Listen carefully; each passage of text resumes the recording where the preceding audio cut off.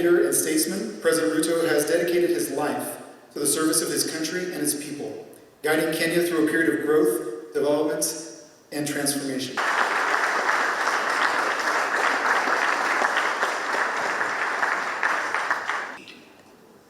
And it is the reason why we are expanding that opportunity.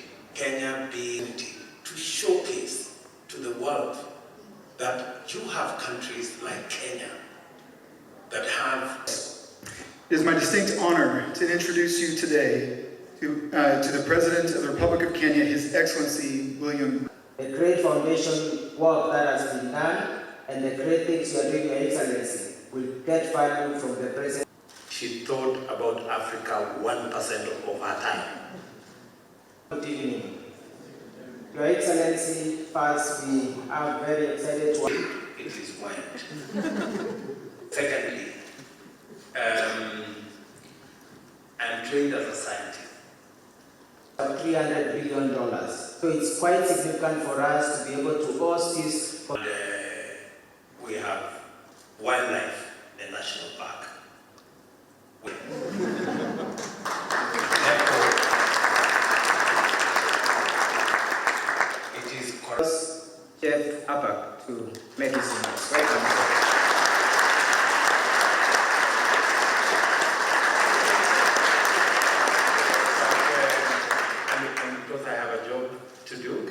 You mentioned the Climate Summit. You have a PhD. You also mentioned science. You have a PhD in science. And you just hosted the Africa Climate Summit where many heads of state signed the Nairobi Declaration. Why do you see this as so important? Why are you so passionate about this? And what should this group of investors know about what the Nairobi Declaration means and what the work that you did at the Climate Summit means for the future? It's because, narratives are very powerful. For a very long time, Africa was profiled as this continent of conflict, war, disease, and all the negative things. But that's not what these guys are seeing in Nairobi, right? But that's not what we are. We are a continent of opportunity. We are a continent of great potential. And the Nairobi Declaration, my hosting of the Nairobi Climate Summit is so that we can showcase to the world that there is a different side of Africa. One African writer is called Chinua Achebe. He said, before the lion learned the art of writing, all stories glorified the hunter. Because the stories were written by the hunter, and he always made himself the king. People did not know that the lion may even be better than the hunter. So it's time we write our own story, And the Climate Summit gave us an opportunity to showcase to the world that you have countries like Kenya that have 93% of their electricity grid being green, renewable energy. Many people don't think that that is a possibility, but we've been able to demonstrate to them that is a possibility. And we intend to make our grid 100% green by 2030. And we are well on course in getting it there. And because we live in one globe, there is no north versus south. There is no emitters versus non-emitters. We live in one globe, and if things were to get out of control, none of us is safe. So it is time we began to be responsible. And Africa wants to lead the way. Kenya wants to lead the way. Even as I talk to this investing community here, we're telling them that as you invest in Kenya, have at the back of your mind that you are investing in Kenya in a sustainable environment, in an environment that is responsible to nature, that is aware that fossil fuels, the exploitation of fossil fuels, what is happening to our environment, what is happening to the climate, the effects, cyclones, droughts, famine, and everything that comes with it.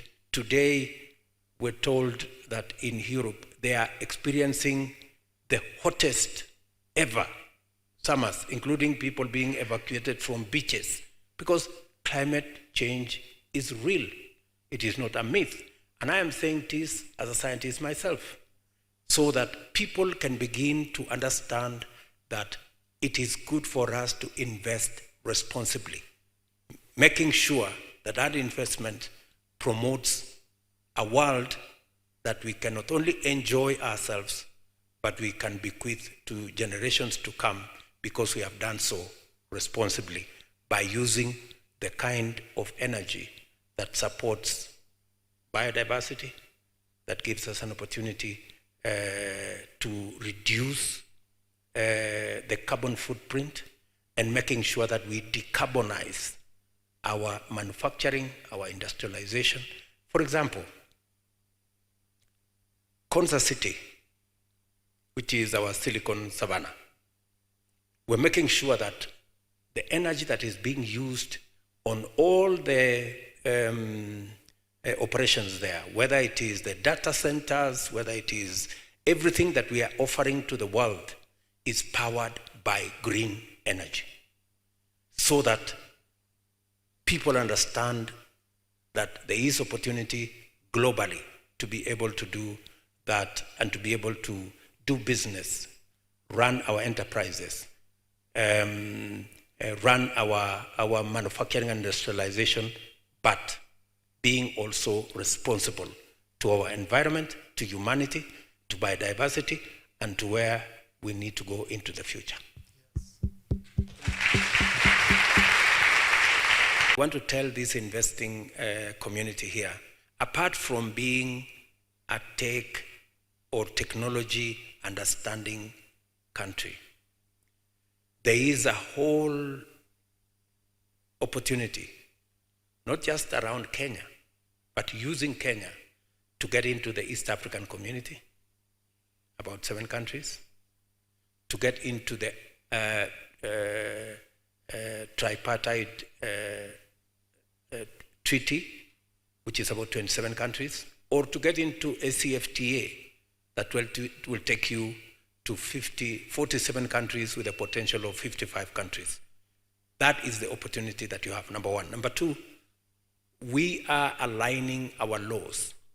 The startup bill that hopefully we should be able to complete in the next 2 or 3 months will also provide a space for investors to use Kenya, not just as a destination for investment as a country, but to use Kenya as a place where you can deliver your investment opportunities beyond Kenya into the African continent. And number 3, we are aligning all the opportunities so that you can also tap into our young people with fresh ideas, with creative opportunities, with innovative talent, to maybe start one of the largest companies. M-Pesa, if M-Pesa is anything to go by, we have a reservoir of many other young people who can do what M-Pesa has done.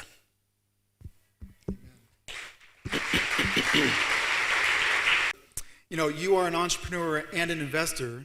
As an investor, it means that you could actually be the first head of state to be a Kauffman Fellow. And then we could get you one of these pairs of socks. Your personal journey has been one taken from a small village to the presidency. How have the experiences that you've seen from that journey influenced you as a president of this nation? I think it's just, it is true that it's been quite a journey, but that also speaks to the opportunities that exist in Kenya. The same way a village boy could become president is the same way a small company, an MSME, can become a multinational. And that's what it is. You know, M-Pesa, for example, is a Kenyan innovation. It's now become a multinational in many respects, whether it is their footprint in our continent or their footprint in the technology, the financial inclusion technology they have provided. And it speaks to the nature and the orientation of not just the people of Kenya, but Kenya as a country. And when I speak to people like the great people sitting in this audience today, I will tell them, if you're looking for a destination of innovative, creative, hardworking, English-speaking people, your destination is here. And when I talk about creativity and I talk about innovation, it's not in word, it is in deed. And it is the reason why we are expanding that opportunity. Kenya being the home of innovation and technology. And it is also the reason why this week I will be in Silicon Valley, because we want to combine the opportunities in Silicon Valley with the opportunities in Silicon Savannah, right here in Kenya. And it is because I believe we have so much to learn from Silicon Valley, just as we have so much to offer to them, especially in the opportunities that exist, not just in Kenya, but in our continent. About a year ago, September this time last year. And in that time, through leadership in areas just like you discussed in climate, you've been named one of the top 50 global leaders in the world. In thinking about that, you've now focused on the AU, the African Union, is now part of the G20, and that's something that you've spoken very openly about. Why is that so important for the future of Africa, for the future of Kenya, and why is that so important for entrepreneurs to be able to build great companies in this continent? You know, Africa, because of our background, was fragmented by colonialism and subdivided into pieces.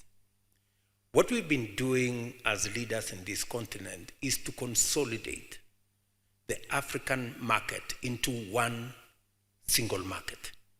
The Africa Continental Free Trade Area, an instrument that has been signed in by 47 out of 55 countries in this continent. I think the fastest instrument to be signed ever in our continent is because of the realization that this continent would do better acting together, acting in concert, rather than acting separately. That is why we are focused on the reform of the AU to make it a fit-for-purpose organization to harness the potential of this continent, whether it is the human potential of about 1.5 billion people, by 2050, 2.5 billion people.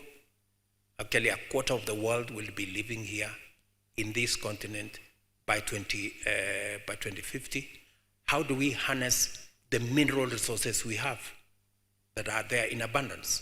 How do we harness the opportunity for smart agriculture? We have 2/3 of the world's uncultivated arable land.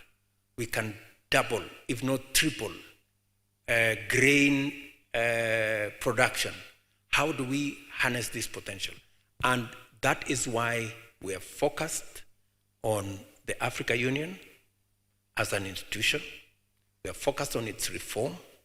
And our participation, of course, in the G20 will give us the platform for us to position ourselves in terms of being a market, to position ourselves in terms of ensuring that we can bring our perspectives, our ideas onto the global space so that we can influence global policy and trends to make sure that they are sensitive to where we come from as a continent and as a people. I keep using this phrase that it is said that if you are not on the table in the discussion, you possibly could be in the menu. So I think we've been in the menu for far too long. You're setting the table. It's time.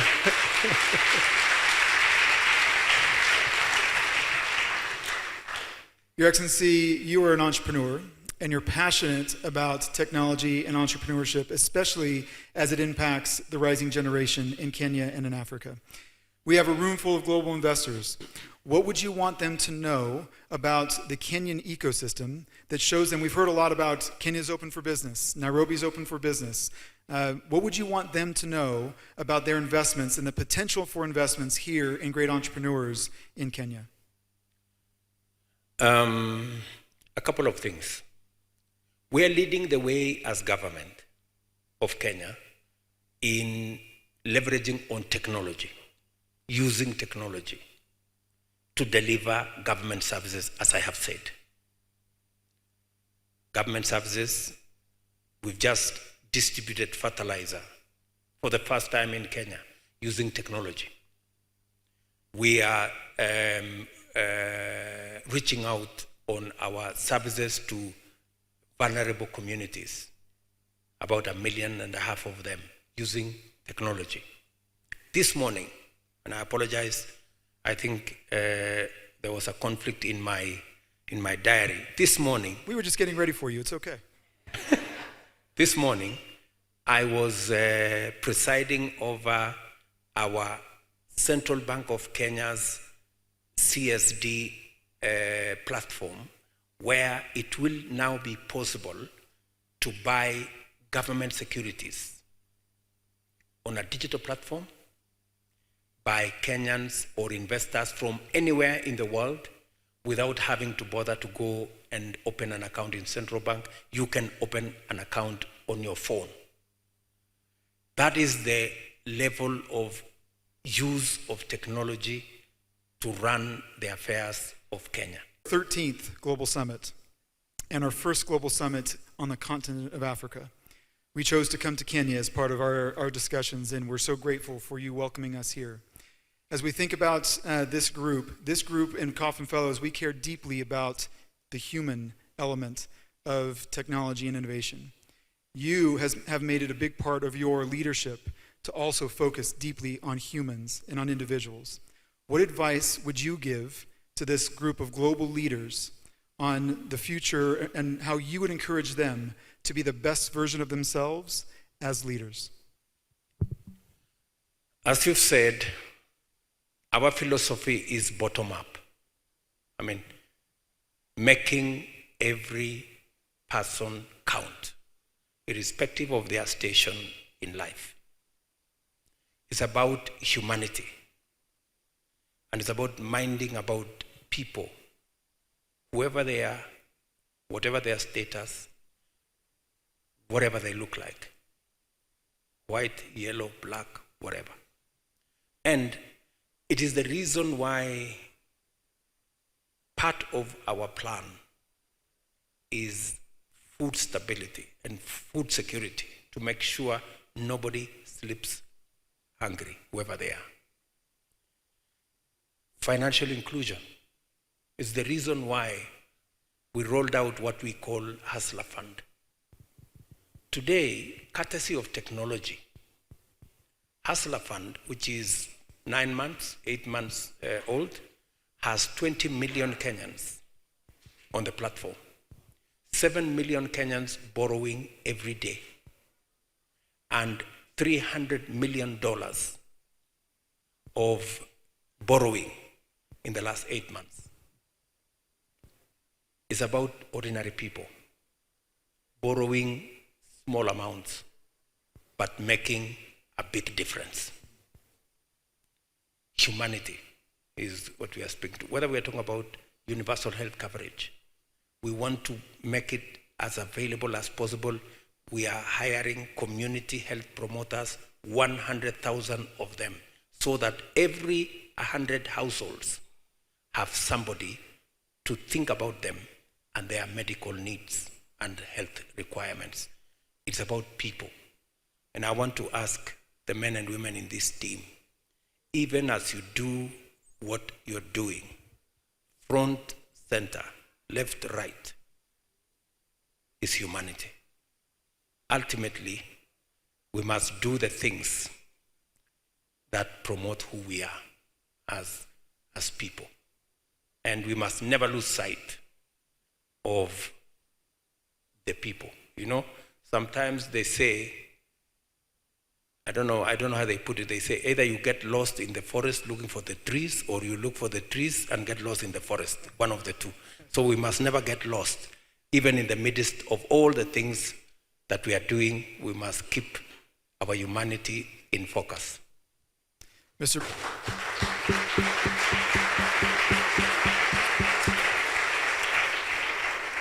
President, we're very grateful for your welcoming us into your country, for all the hospitality that you and your team have shown us. Ladies and gentlemen, please join me in thanking His Excellency, President William Ruto.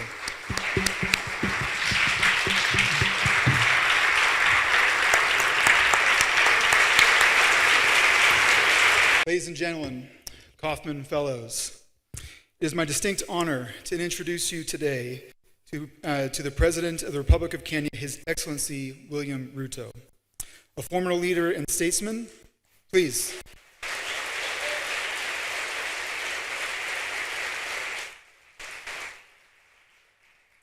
A formidable leader and statesman, President Ruto has dedicated his life to the service of his country and its people, guiding Kenya through a period of growth, development, and transformation. I'd like to invite President Ruto, please, to the stage where we can have a fun discussion.